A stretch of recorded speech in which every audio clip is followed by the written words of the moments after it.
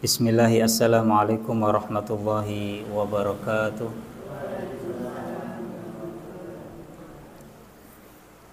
Alhamdulillah. Nahmaduhu wa nasta'inuhu wa nastaghfiruh wa na'udzu billahi min syururi anfusina wa sayyiati a'malina. Man yahdihillahu fala mudilla lahu wa man yudlil falan tajida lahu waliyan mursyida. Asyhadu an la ilaha illallah wahdahu la syarika lah wa asyhadu anna Muhammadan abduhu wa rasuluh wa safiyuhu wa khaliluhu ballagha ar-risalata wa addal amanah wa nasaha hadhihi al-ummah wa kashafa Allahu bihi al-ummah wa jahada fi sabilillahi haqqa jihadih. Wa ba'd. Fallahumma 'allimna ma yanfa'una wanfa'na bima 'allamtana wa zidna 'ilman. Allahumma shrah sudurana wa tajawaz 'anna sayyi'atina.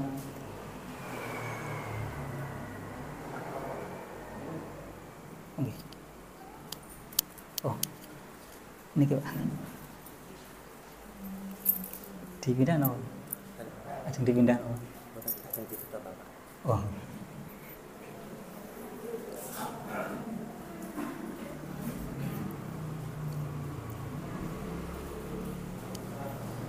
Rabbi shrah li sadri.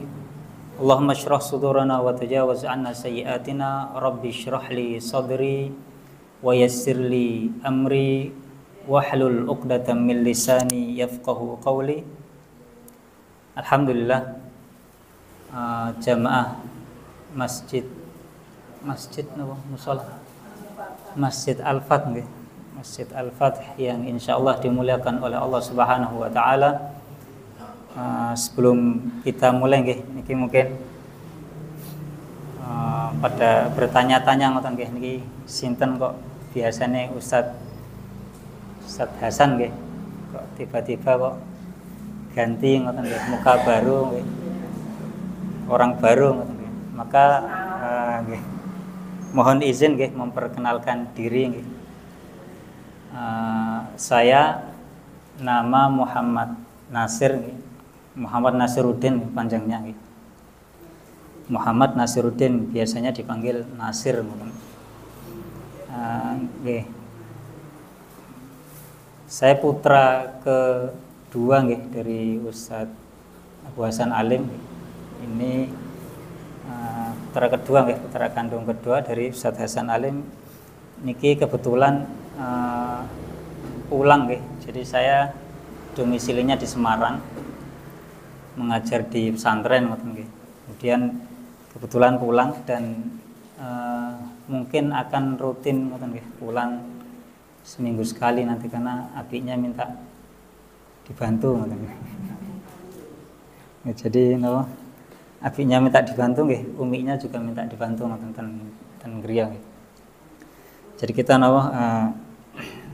kemudian ketika di rumah sadasannya ya nawari nggih. Nawari napa ngejokne nggih, njorokne ngoten nggih. Mas ngisi kajian ya. Kajian apa, Fi? Ya di desa niki wilayah napa namine? Kampung Sewu ngoten nggih. Maka nggih bismillah kita, walaupun nek saya pribadi ngoten nggih tidak biasa bertatap muka dengan napa nggih. Nggih jamaah ngoten nggih. Biasanya saya tatap mukanya sama santri ngoten nggih, ngaji kitab, buka kitab, baca kitab bahasa Arab ngoten nggih. Ya, ini mungkin akhir-akhir niki mawon nggih, abdinya sering njorokne dijorokne kula nggih. Ya bismillah, ya duduknya saya di sini nggih tidak lain dan tidak bukan dalam rangka nggih mau tidak mau nggih kita sebagai orang muslim, orang mukmin nggih, itu punya hak nggih atas orang mukmin yang lainnya nggih. Salah satunya adalah sebagaimana sabdanya Nabi, Kanjeng Nabi sallallahu alaihi wasallam, wa idastansahaka fansah lahu. Jadi nasihatnya Nabi ini, sabdanya Nabi ini nggih, hak mukmin hak seorang mukmin atas mukmin yang lainnya adalah salah satunya adalah wa idastansahaka fansahlahu. Kalau kamu diminta nasihat maka fansahlahu, kata Nabi. Nasihatilah. Ini para ulama menjelaskan nggih. Nabi menggunakan lafadz fansahlahu, nasihatilah dengan perintah nggih. Maka apa? Para ulama menyebutkan maka seorang mukmin kalau dia dimintai nasihat maka wajib hukumnya dia menasihati. Senajan apa nasihati saya, oke, bertakwalah kepada Allah. Nah, itu pun nasihat gitu. Jadi napa? Ini hak napa? Hak mukmin atas mukmin yang lainnya nih. Kalau dimintai nasihat maka napa?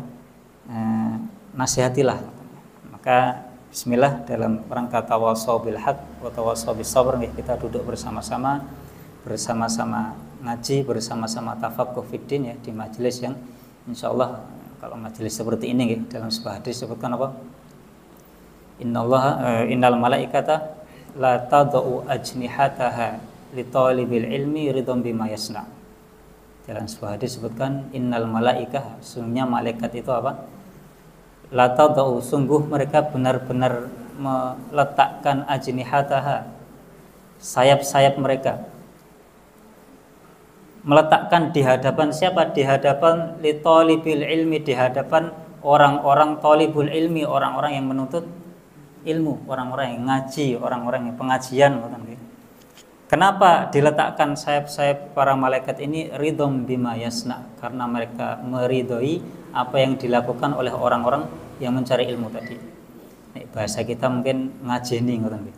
Niki malaikat nggih, makhluk yang diciptakan sempurna gitu, tanpa maksiat, tanpa cacat, itu diperintahkan ya oleh Allah Subhanahu wa taala untuk apa? Untuk meletakkan sayap-sayapnya dalam rangka apa? Dalam rangka nggih.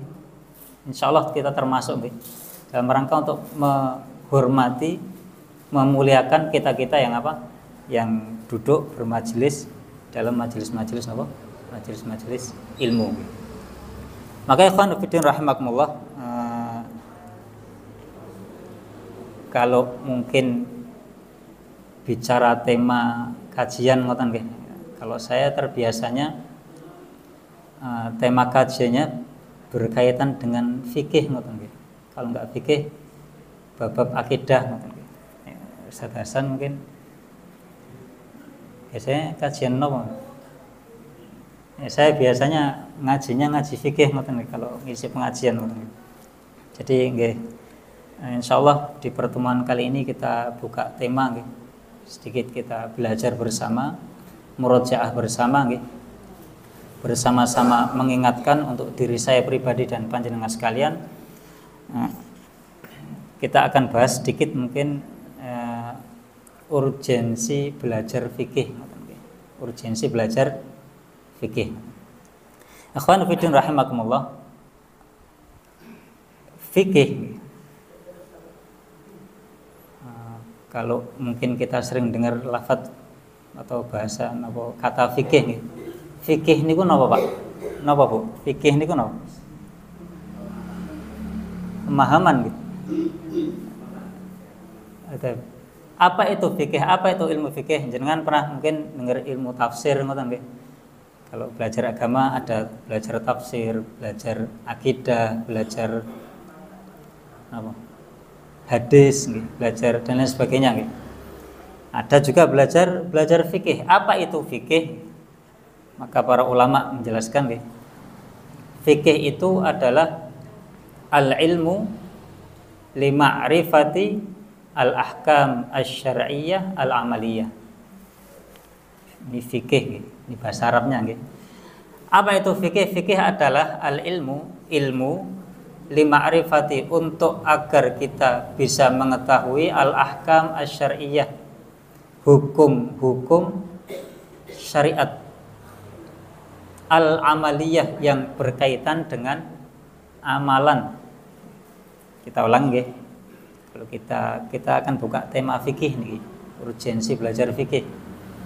Apa itu fikih? Kita harus tahu dulu fikih. Fikih itu apa nggih? Maka ulama menjelaskan tadi nggih, fikih adalah dia ilmu agar kita bisa mengetahui nggih, dengan ilmu ini kita akan mengetahui apa? Al-ahkam asy-syar'iyyah, hukum-hukum syariat. Hukum syariat itu napa? Ada wajib, ngoten nggih. Ada berapa hukum syariat enten pinten nggih? Ada setidaknya 5 nggih. Walaupun nanti di mazhab Syafi'i ada 6 nggih. Ada yang paling tinggi ada wajib, bawahnya kalau bisa dirunutkan ngoten nggih.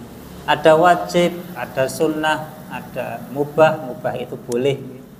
Ada makruh, makruh itu nggih, kalau bisa ditinggalkan nggih, walaupun ketika dikerjakan tidak berdosa. Kemudian ada haram nggih. Ini 5 hukum fikih. 5 hukum apa? Hukum fikih. Atau 5 hukum syariat. Jadi apa itu fikih? Fikih adalah belajar 5 hukum ini. Tapi hukum-hukum 5 ini hanya hukum-hukum yang berkaitan dengan amalan. Amalan itu apa? Ada sholat, ada apa? Puasa, mana yang wajib dalam sholat kita niki, yang wajib ada berapa, yang sunnah ada berapa. Itu kan hukum fikih. Oh, melakukan ini wajib, baca surat ini wajib, baca surat ini sunnah. Itu apa? Itu hukum fikih nggih, wajib, sunnah, mubah, haram, makruh. Nanti di mazhab Syafi'i ditambah 1 nggih, khilaful aula namanya. Jadi apa itu fikih tadi? Fikih adalah tadi nggih, kita mengetahui, kita mengilmui hukum-hukum syariat yang berkaitan dengan amalan. Jadi semua peribadatan yang dia menyangkut sebuah amalan, maka ini masuk ranah fikih, bab fikih. Berarti ada hukum yang tidak menyangkut bab amalan nggih, ibadah. Ada nggih. Hukum apa itu? Hukum-hukum yang berkaitan dengan apa? Akidah, keyakinan.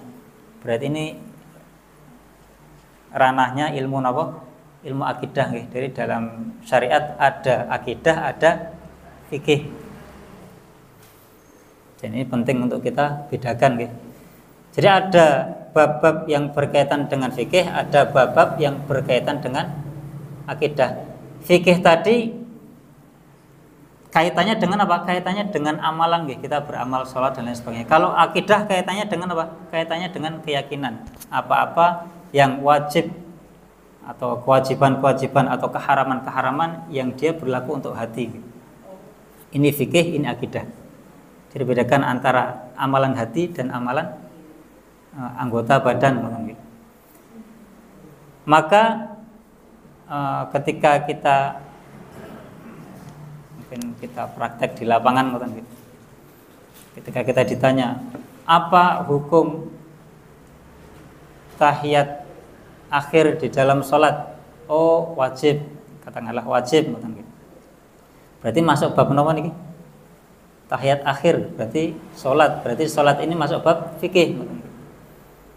Apa hukum berbuka dengan kurma ketika puasa, berarti menyangkut amalan, amalan kita makan, ini masuknya ranah fikih. Apa hukum, nanti kalau mau naik ke atas lagi, hukum jual beli yang seperti ini, boleh atau tidak? Maka masuknya fikih napa akidah? Kita jual beli, katakanlah mesen napa?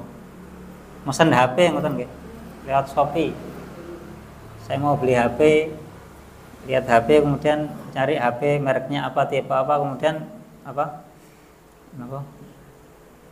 Pesanan, buat pesanan, klik. Ini amalan atau keyakinan? Amalan, berarti masuknya bab apa? Fikih, halal haram, ini halal atau tidak jual belinya, ini haram atau tidak jual belinya. Kita kalau mungkin yang muda belum nikah, mau nikah, apa yang wajib dilakukan ketika nikah, rukunnya apa saja, syaratnya apa, saya harus melakukan apa untuk agar akad nikah saya sah. Berarti masuk bab napa? fikih nggih, karena ini amalan.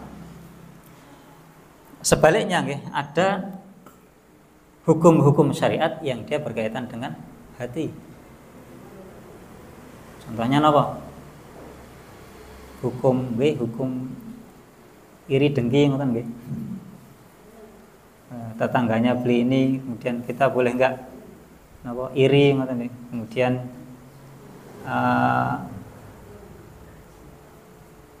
bagaimana status atau bagaimana sikap kita menyikapi para sahabat.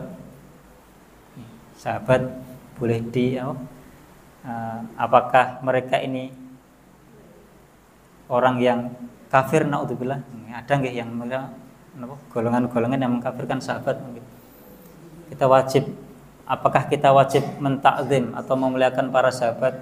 Apakah kita wajib? Ini amalan-amalan yang berkaitan dengan apa? Hati nggih. Boleh enggak kita benci dengan seorang sahabat Nabi SAW? Boleh, apakah boleh kita punya rasa wil, rasa dendam, sahabat kemudian ada apa? Sahabat ada pertikaian antara Aisyah dengan apa? Dengan Ali, boleh enggak kita benci dengan salah satunya, atau status keimanan seseorang, boleh enggak kita menghakimi seseorang, oh fulan melakukan dosa besar berarti dia masuk neraka, oh fulan fulan melakukan kekufuran atau fulan orang kafir, apakah boleh kita meyakini dia akan masuk surga? Berarti amalan-amalan hati ini dia masuknya ranah apa? Akidah, ranah apa? Akidah.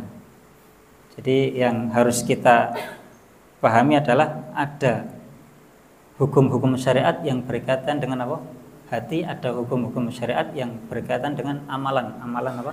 Amalan anggota tubuh kita. Maka ini ranahnya fikih, yang satunya ranahnya apa? Akidah. Akhwan fillah rahimakumullah. Mungkin kalau yang paling mendekati ini, yang biasanya jadi bahan pertikaian nggih. Kunut atau tidak kunut niku masuknya fikih napa akidah? Kita salatnya kunut atau tidak kunut, masuknya fikih napa akidah? Fikih nggih, jelas ya, karena kunut itu amalan. Ya. Kemudian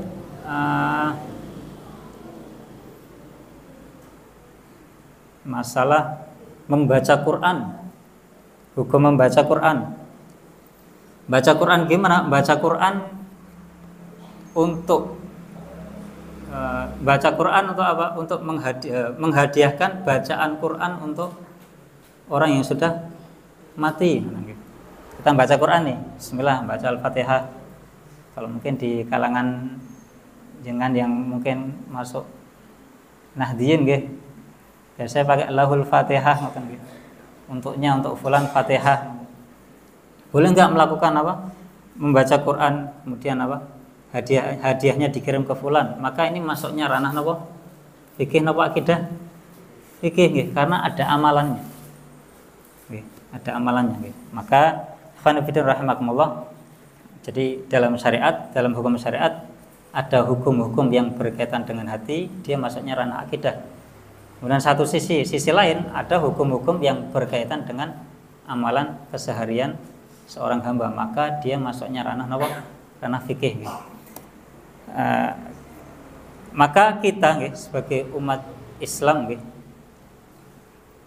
hendaknya kita mampu untuk memposisikan diri atau mampu untuk mensikapi secara bijak.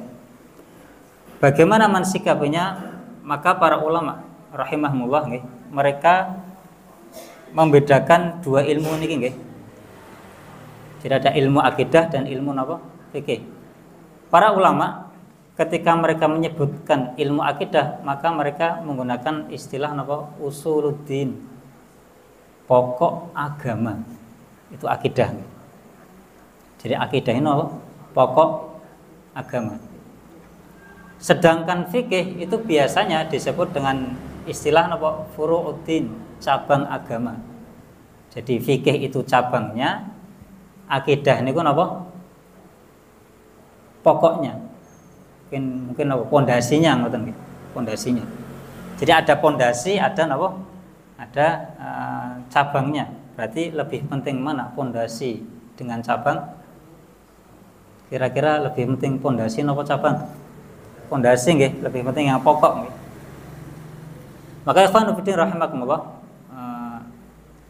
pembagian ilmu agama nggih ke akidah dan fikih. Dan nanti kalau akidah akan diberikan istilah pokok agama, kalau fikih itu cabang agama. Ini bukan berarti keduanya napa? Keduanya tidak penting. Oh, berarti akidah penting, fikihnya apa? Enggak penting, enggak. Kedua-duanya apa? Kedua-duanya penting. Kedua-duanya apa? Penting. Kenapa harus kita pahami ya? Kenapa dasar pemahaman ini harus kita tanamkan supaya kita tidak apa? Tidak salah kaprah untuk mungkin memvonis orang lain mungkin. Akidah itu pokok. Berarti kalau pokok, kalau salah bahaya mboten? Bahaya. Kalau fikih itu berarti dia cabang, maka kalau salah bahaya mboten? Tidak terlalu kalau bisa dibilang ya. Tapi maknanya ngeten. Para ulama menyebutkan kalau seseorang mereka salah di pokok agama yaitu ilmu akidah maka mereka bisa keluar dari lingkaran ahlu sunnah intinya mereka orang tersesat Tapi kalau mereka salah di ranah fikih maka setidak-tidaknya mereka ya hanya dibilang salah gitu. Bahkan kalau dia sudah beristihad, kalau dia sudah mencoba untuk mencari hukum yang paling kuat, kemudian dia salah maka dia dapat apa? Pahala. Intinya apa? Intinya kalau fikih itu boleh longgar nggih. Kalau akidah itu tidak boleh apa? Tidak boleh longgar nggih. Maka apa? Ini apa? Yang perlu difahami ya antara perbedaan antara apa? Fikih dan apa? Fikih dan akidah. Jadi akidah itu pokok, fikih itu apa? Cabang. Kalau fikih terjadi perbedaan tidak masalah nggih. Jangan diributkan. Satu kunut, satu mboten kunut. Karena masjidnya itu kunut, aku nggak mau kunut, tak bangun masjid sampingnya. Ini kan malah menimbulkan apa? Perpecahan, karena tidak bisa memposisikan diri sebagaimana apa? Tidak bisa bijak dalam memposisikan apa? Agama. Fikih itu ranahnya adalah ikhtilafiyah. Dia boleh berbeda pendapat, dia boleh apa? Boleh longgar, tapi kalau bab akidah itu tidak boleh, tidak boleh seseorang bilang sahabat fulan itu kafir, Umar itu apa? Naudzubillah kafir Abu Bakar itu apa? Kafir. Abu Bakar itu dia masuk neraka, naudzubillah. Ada orang-orang seperti ini Itu nggak boleh Kemudian di masalah akidah juga kalau seseorang bilang, oh kalau ada orang berzina maka dia kafir. Itu nggak boleh. Karena ini ranahnya akidah. Jadi itu fikih dan akidah. Maka ikhwan fillah rahimakumullah, fikih yang biasa kita, yang sering kita dengar pembahasan tentang fikih. Biasanya kita dengar fikih itu bab napa? Ada fikih sholat, ada fikih zakat, ada fikih nikah, ada fikih dan lain sebagainya. Maka pembahasan atau ilmu fikih ilmu fikih ini atau biasa disebut dengan ilmu syariat, ini dibagi oleh para ulama menjadi 4 bagian besar. 4 bagian besar atau 4 bab besar. Yang pertama bab nawa, yang pertama bab ibadah mahdhah. Ibadah mahdhah itu apa? Ya 4 rukun Islam nggih. Salat, kemudian apa? Puasa, zakat, haji nggih. Ini bab pertama dari bab fikih nggih. Jadi 4 bab besar. Bab pertama adalah ibadah mahdhah, ibadah yang berupa ritual. Bab kedua adalah apa? Bab muamalah. Muamalah itu apa? Bab akad dan transaksi gitu. Di dalamnya nanti disebutkan bab tentang jual beli, bab tentang bagaimana cara wakaf gitu. Apa rukun-rukunnya gitu. Kita mungkin sering dengar rukun sholat, rukun zakat, rukun haji, tapi jarang dengar rukun wakaf gitu. Kita punya harta banyak, kemudian kita ingin apa? Wakafkan masjid. Ya. Wakaf itu ada rukun-rukunnya. Nanti ada bab di bab muamalah ini, bab transaksi ini ada apa? Ada bab pinjam meminjam. Ada ini semuanya apa? Masuk bab muamalat.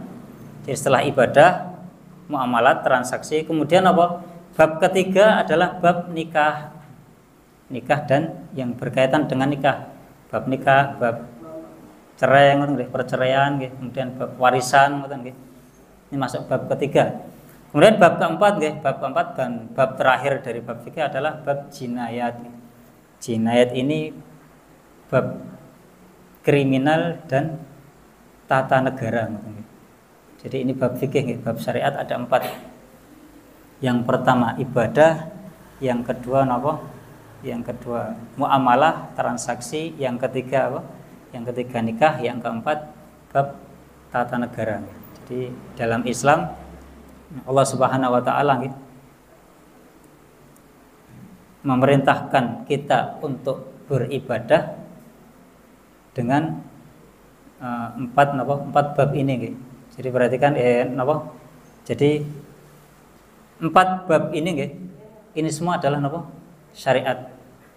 Dan 4 bab ini semua adalah ibadah. Yang ikhwanu fiddin rahimakumullah, kadang kita kalau memaknai ibadah niku salat kita niki salat, puasa, zakat itu dinilai ibadah. Kita sedekah, kita beri makan fakir miskin, kita Jumat berkah itu kita anggap sebagai ibadah. Tapi ikhwan fillah rahimakumullah, kita seringkali jarang menyadari bahwasanya perginya kita ke pasar, keluarkan lembaran-lembaran rupiah, kemudian disetorkan, ditukarkan dengan 1-2 ikat sayur, itu sebenarnya juga ibadah. Dan Allah Subhanahu wa taala bahkan memerintahkan di dalam Al-Qur'an. Kata Allah Subhanahu wa taala, wa ahallallahu al-bai'a wa harrama riba. Allah itu menghalalkan jual beli dan mengharamkan riba. Jadi kita diperintahkan untuk jual beli, menjauhi riba, diperintahkan untuk jual beli. Di ayat lain di surat Al-Jumu'ah disebutkan fa idza qudiyatis shalatu fantashiru fil ardi wabtaghu min fadlillah. Jika fa idza qudiyatis shalatu, jika telah selesai sholat Jumat maksudnya, ini di surat Al-Jumu'ah. Maka jika kalian wahai umat Islam telah menyelesaikan, telah melakukan sholat Jumat, maka fantashiru fil ardi, maka menyebarlah kalian di atas muka bumi, kata Allah Subhanahu wa taala. Kemudian untuk apa? Wabtaghu min fadlillah, maka carilah keutamaan milik Allah Subhanahu wa taala. Para ulama menjelaskan keutamaan maksudnya apa? Rezeki. Jadi nyari rezeki itu ibadah. Kadang kita yang mungkin pola pikir kita, mindset kita itu ibadah itu ya saya pergi ke masjid, kemudian ambil air, basuh muka, tangan, kepala, kaki, dan yang lainnya juga, kemudian salat Allahu Akbar, salam, selesai ibadah saya. Mboten Itu hanya sebagian kecil dari bab syariat. Jual beli kita itu ibadah. Kita minjami barang kepada orang lain itu ibadah. Kita kalau punya uang wakaf itu ibadah. Bahkan kita melakukan pegadaian itu, menggadai barang itu ibadah. Itu ada bab syariatnya nanti. Kalau mau naik lagi nikah kita ini apa? Ibadah. Ya, nikah kita ini apa? Ibadah semuanya.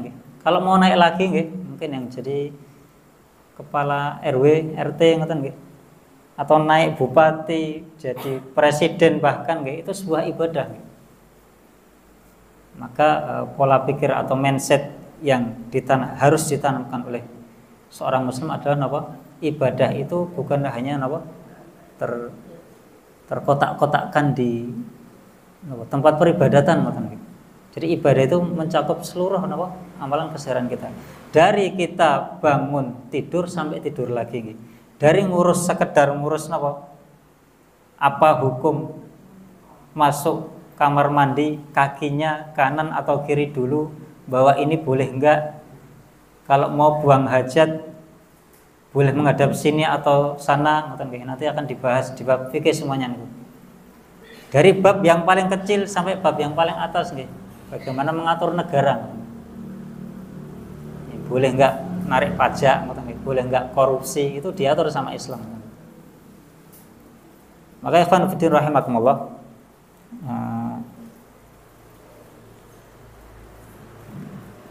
jadi sekali lagi ibadah yang harus kita tanamkan atau pemahaman ibadah yang harus kita tanamkan dalam keseharian kita apa? Tadi jadi ibadah kita itu adalah dari bangun tidur sampai tidur lagi. Dari rumah, dari pribadi ke keluarga, ke masyarakat, sosial, itu semuanya apa? Ibadah kita. Jadi umat Islam itu apa? Seluruh gerak-geriknya, seluruh amalannya, hidupnya, inna sholati wa nusuki wa mahyaya wa mamati lillahi rabbil alamin. Jadi sholat saya, kata Allah ya, sholat saya tadi, saya nyembelih kemudian apa? Hidup saya dan mati saya semuanya dari A sampai Z-nya itu apa? Lillahi rabbil alamin. Jadi hanya untuk apa? Allah Subhanahu wa taala, hanya untuk apa? Ibadah kepada Allah Subhanahu wa taala. Maka ikhwan fillah rahimakumullah, ibadah yang Allah perintahkan dari bab toharohnya, 4 bab seluruhnya tadi sampai dari bab awal toharoh, sholat dan lain sebagainya, sampai nanti bab paling tinggi bagaimana seorang pemimpin negara itu menjalankan hukumnya Allah, maka ini harus ada tuntunannya. Dan ini nanti semuanya masuknya ranah fikih. Jadi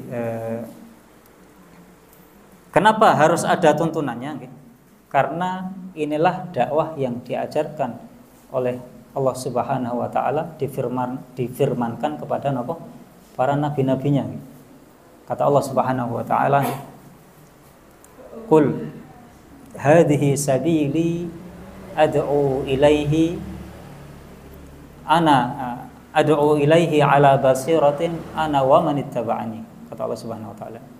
Qul, katakanlah, hei para rasul, hadhihi sabili, inilah jalanku, jalan Allah Subhanahu wa taala, ad'u ilaihi ala basiratin, yang aku, kata para rasul ini, yang aku berdakwah di atasnya, ala basiratin, di atas petunjuk.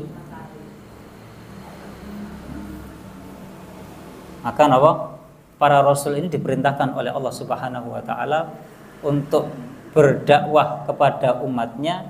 Dakwahnya dakwah yang bagaimana? Yang di atas basirah, di atas petunjuk. Maka ikhwan fillah rahimakumullah, ibadah yang kita lakukan dari sholat, zakat dan lain sebagainya, sebagaimana yang tertera di ayat tadi nggih, itu seharusnya nggih kita lakukan bukan hanya sebagai rutinitas keseharian. Lalu bagaimana ibadah yang harus kita lakukan? Ibadah yang harus kita lakukan adalah apa? Ala basirah, sebagaimana ayat tadi. Saya beribadah di atas basirah, di atas ilmu.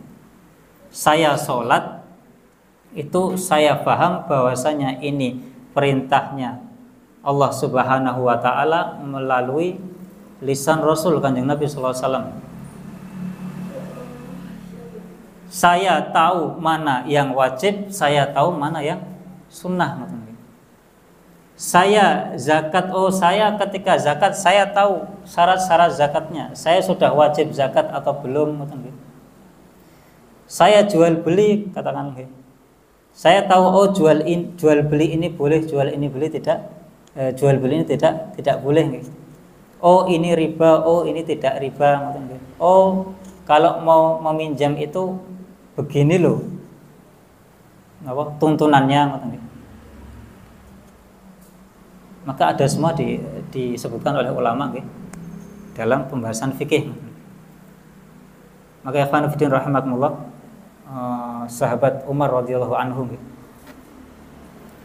di awal-awal beliau ini memerintah setelah Nabi wafat sallallahu alaihi wasallam, kemudian diangkatlah Abu Bakar As-Siddiq oleh para sahabat untuk memimpin atau menggantikan Rasul sallallahu alaihi wasallam memimpin umat Islam. Kemudian Abu Bakar wafat, digantikan oleh Umar radhiyallahu anhu.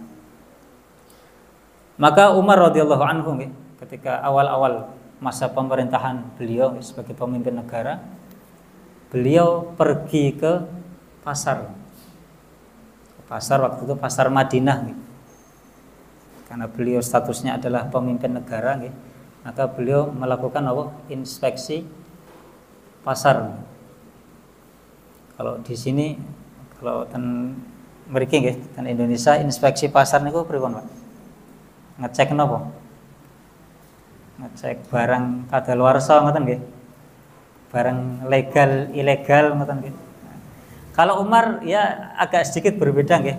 Beliau melakukan inspeksi pasar, kemudian beliau berkhutbah di tengah-tengah pasar dengan khutbah yang panjang.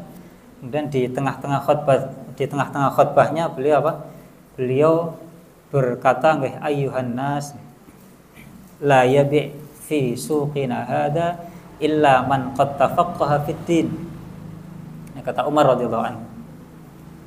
Wahai sekalian manusia, kata Umar, la yabi' fi suqina hada, tidak boleh ada orang yang berjual beli di pasar kami ini. Pasar kami ini maksudnya pasar apa? Madinah. Illa man qad tafaqqaha fiddin, kecuali orang yang sudah tafaqqah fiddin, kecuali orang yang sudah faqih agamanya. Maknanya apa?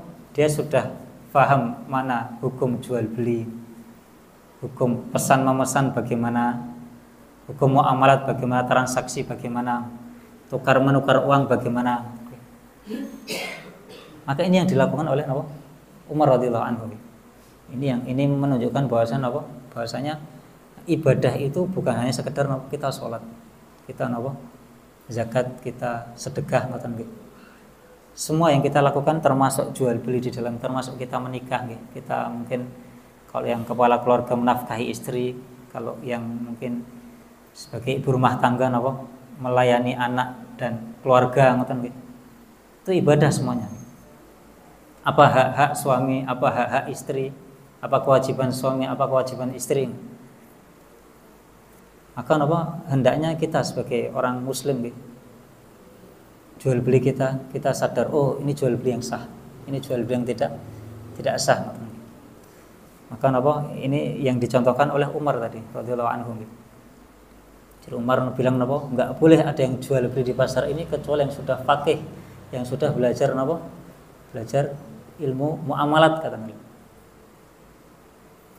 Jadi itu itu di zamannya sinten Umar radhiyallahu anhu.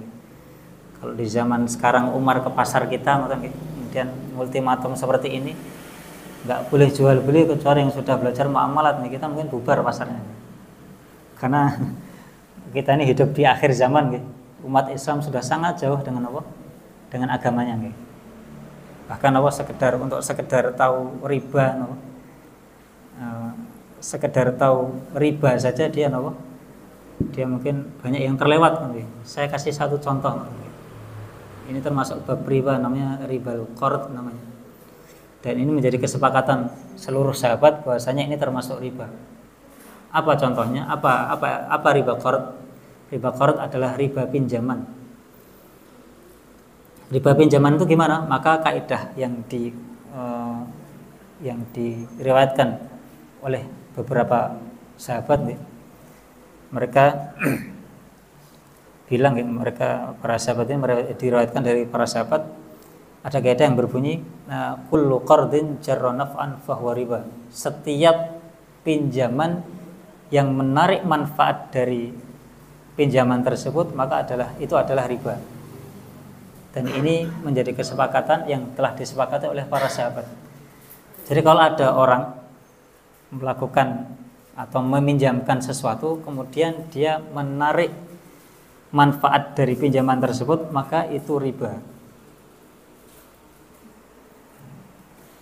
Ada tetangga kita, Pak, ngampil motor nggih, tapi kula titip tumbasne lawuh. Ngaten nggih. Ngaten nggih. Tapi kula nggih. Oke, silahkan pinjam, napa? Monggo, tapi napa? Tapi ada tapine ini nggih. Kalau tapinya ini tapi yang manfaat nggih. Mendatangkan manfaat, yang manfaatnya bisa diuangkan nggih. Jenengan apa suruh belikan lauk itu kan bisa diuangkan mboten? Bisa nggih. Jadi napa? GoFood niku kan itu kan jasa nggih. Jasa kan bisa diuangkan nggih. Maka ini riba nggih. Ini napa? Salah satu gambaran nggih. Dan ketika di beberapa kajian ketika saya bahas kitab ngoten nggih. Kalau saya di Semarang kajiannya membahas kitab ngoten. Jadi kitab kita bacakan nggih. Ketika kita nyampaikan seperti ini orang-orang kaget, kayak gitu riba toh. Itu riba beneran tat? Ya ini riba gitu. Jadi kadang umat Islam kadang mboten ngertos nggih hal-hal seperti ini gitu. Padahal ini telah disepakati oleh apa? Para sahabat nggih. Kullu qardin jarra naf'an fahuwa riba. Setiap pinjaman yang mendatangkan manfaat maka itu adalah riba. Maka Imam Abu Hanifah rahimahullah nggih. Beliau ini pernah diriwayatkan dari beliau nggih. Beliau ini pernah minjamkan uang kepada seorang kenalan beliau. Seorang kenalan beliau. Jadi beliau kenal dengan orang tersebut, kemudian ya udah biasa nggih. Sering lewat rumahnya, biasa aja nggih. Kemudian suatu saat orang teman beliau ini minjam uangnya. Minjam uang kepada Imam Abu Hanifah. Imam Abu Hanifah ngertos nggih. Dia pemilik, kalau bisa dibilang pemilik salah satu dari 4 mazhab besar yang masih dianut oleh seluruh umat Islam di dunia ini, mazhab Hanafi, mazhab tertua dari 4 mazhab. Mazhab paling tua Imam Abu Hanifah, mazhab Hanafi, selanjutnya mazhab Maliki, selanjutnya mazhab Syafi'i, selanjutnya mazhab Hambali. Jadi Imam Abu Hanifah ini suatu saat minjamkan uang ke temannya. Kemudian setelah beliau minjamkan uang ke temannya, maka semenjak beliau meminjamkan uang tadi, maka ketika beliau lewat di depan rumah orang tersebut, maka beliau menghindari bayangan rumahnya. Jadi kalau ini rumah temennya ngoten nggih, bayangannya ngeten nggih kesini ngoten nggih. Maka Imam Abu Hanifah kalau lewat semenjak beliau minjamkan uang tadi muter nggih. Ketika ditanya Imam Abu Hanifah nggih, kenapa ya Imam kau melakukan hal tersebut? Ya, beliau jawabannya adalah saya khawatir. Kenapa khawatirnya? Jangan-jangan ketika nanti saya lewat depan rumahnya, kemudian saya kena bayangannya itu, saya dapat manfaat dari situ. Jadi Imam Abu Hanifah saking waroknya beliau, saking menjaga hartanya menjaga agamanya Beliau sangat warok, sangat berhati-hati dalam masalah halal dan haram.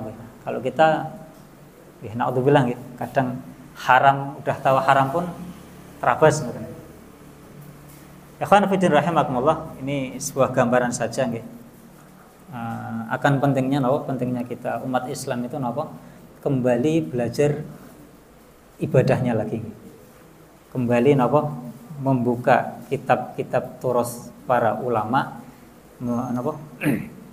mengkaji kitab-kitab ulama, runut dari awal ya mungkin mulainya dari ibadah dulu runut, dia belajar mulai kembali buka bab sholatnya, mulai kembali buka bab zakatnya. Selama ini saya ini kalau zakat, saya ini kalau sholat, saya ini kalau puasa, apakah cuma ikut-ikutan atau saya benar-benar tahu, oh puasa itu seperti ini loh, rukunnya ada 1, 2, 3 dan lain sebagainya, ini yang wajib, ini yang sunnah. Oh sholat itu yang wajib ini, yang sunnah ini. Oh kalau ini terlewatkan maka insya Allah masih aman. Kalau ini terlewatkan, yang wajib terlewatkan, maka bisa tidak sah sholatnya. Yang sering terjadi ini di masalah tahiyat awal, Pak. Tahiyat awal ini hukumnya sunnah. Ini sering terjadi nanti imam-imam beberapa kali terjadi, kecuali di beberapa masjid.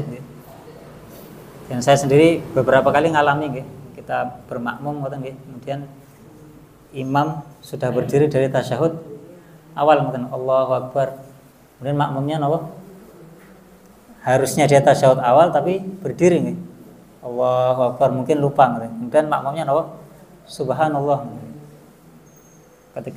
Ketika makmumnya subhanallah, maka imamnya turun lagi, turun. Maka jika dia sadar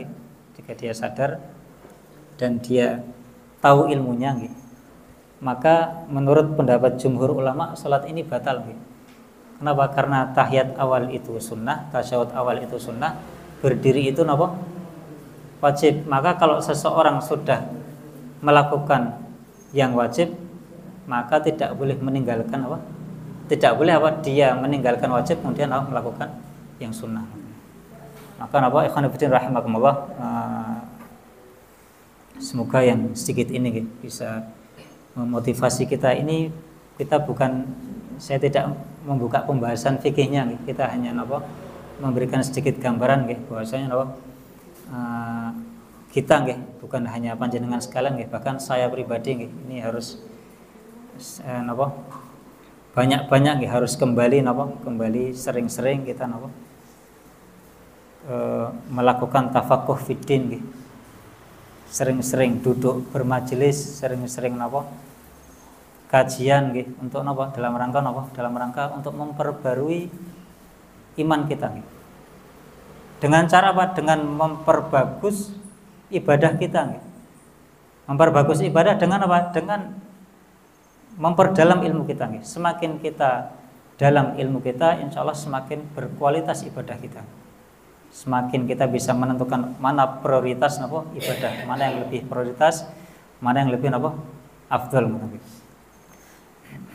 Dan semoga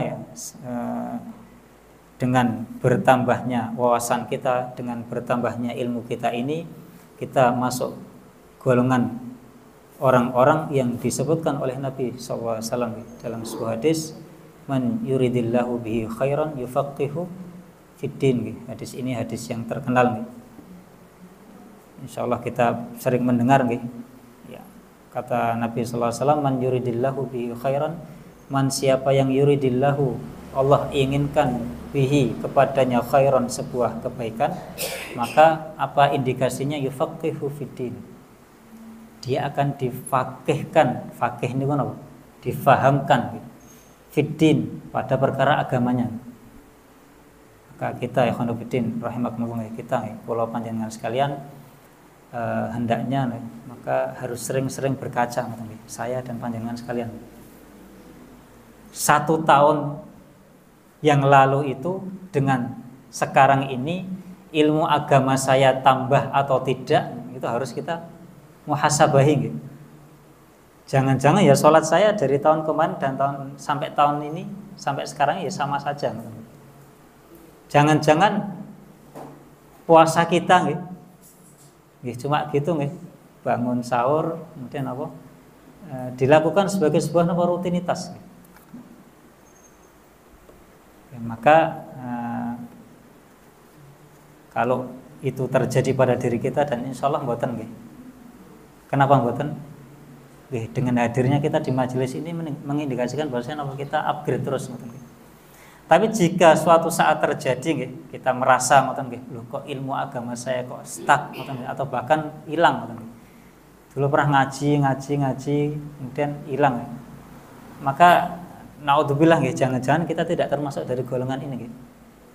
Karena indikasi Allah cinta kepada hambanya tadi ini, man yuridillahu bi khairan, siapa yang Allah kehendaki kebaikan untuk dirinya, maka kebalikannya, kalau Allah tidak kehendaki kebaikan maka apa? Ya bukan golongan ini gitu. Apa indikasinya? Apa indikatornya? Maka yufaqihu fiddin, maka dia akan difaqihkan agamanya. Dia akan difahamkan agamanya. Semakin hari akan semakin paham akan agamanya. Maka apa? Ini senada dengan hadisnya Nabi yang lain gitu, yang sering kita dengar juga gitu.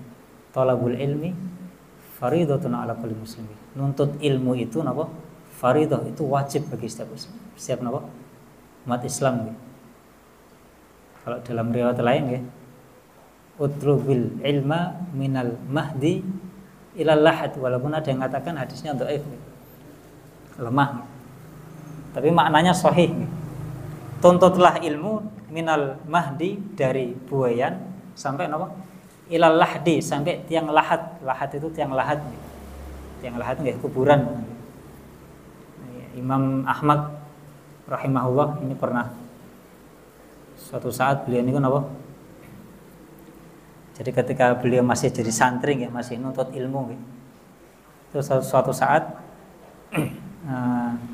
walaupun beliau masih jadi santri tapi sudah jadi ulama dan ilmunya sudah banyak. Suatu saat ada ulama dari wilayah lain kemudian apa? Datang ke wilayah Imam Ahmad dan dirikan majelis, buat majelis. Kalau zaman dulu tuh majelisnya majelis hadis, jadi ngeriwayatkan hadis saja. Jadi dia bawa hadis, punya riwayat hadis dari Rasulullah, kemudian disampaikan dari fulan Rasulullah bersabda begini. Itu menuntut ilmu zaman Imam Ahmad.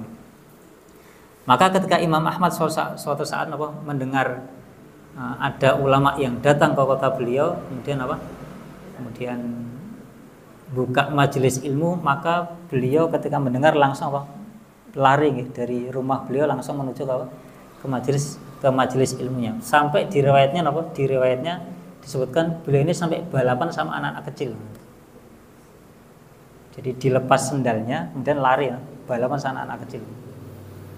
Dan setelah kejadian tersebut murid-muridnya Imam Ahmad tanya, wahai Imam, kenapa engkau ini sudah jadi seperti ini, sudah jadi ulama, kenapa masih kayak anak-anak gitu? Maka dijawab sama Imam Ahmad rahimahullah, kenapa beliau ini sebegitu tamaknya belajar agama gitu? Maka beliau menjawab, saya tidak tahu. Kata Imam Ahmad saya tidak tahu. Tidak tahu apa? Saya tidak tahu mana amalan saya dari sekian ilmu yang saya pelajari ini yang akan menghantarkan saya kepada apa? Kepada surga. Maka saya berusaha untuk mengejar seluruh mengejar ilmu sebanyak-banyaknya, beramal, bertafakuh fiddin sebanyak-banyaknya. Harapannya apa? Harapannya bisa jadi satu ilmu yang saya pelajari kemudian saya ikhlas, saya pelajari, saya paham, kemudian saya ikhlas, kemudian saya amalkan, ini jadi pintu saya masuk surga Allah Subhanahu wa taala. Maka ikhwanu fillah rahimakumullah, mungkin kisah terakhir ini menjadi motivasi untuk saya pribadi dan panjenengan sekalian.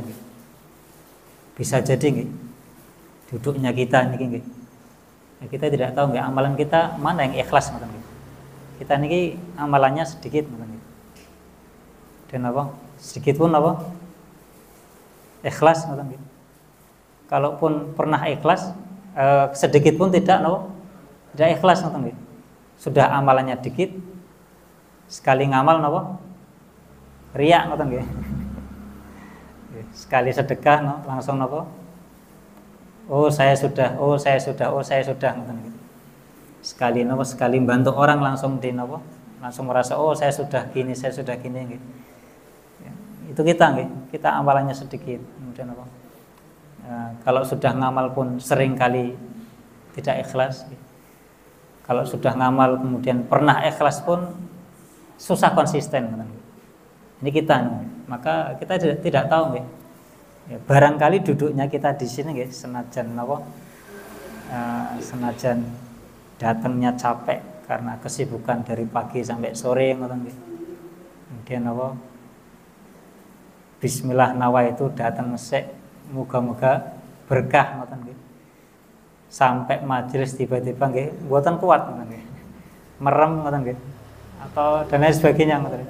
Ya semoga bisa jadi nggih karena majelis ini nggih, datangnya kita ke majelis ini dengan rasa berat ngoten nggih. Dengan rasa berat, dengan mungkin kantuk, capek dan lain sebagainya, ini dinilai di sisi Allah sebagai apa? Sebagai sebuah amalan yang dia akan membuka, dia akan menjadi kunci untuk kita nanti membuka pintu apa? Surganya Allah Subhanahu wa taala. Semoga yang sedikit ini bisa memberi manfaat untuk saya pribadi dan panjenengan sekalian. Kurang lebihnya kami mohon maaf. Subhanaka Allahumma wa bihamdika asyhadu an la ilaha illa anta astaghfiruka wa atubu ilaik. Jazakumullahu khairan. Assalamualaikum warahmatullahi wabarakatuh.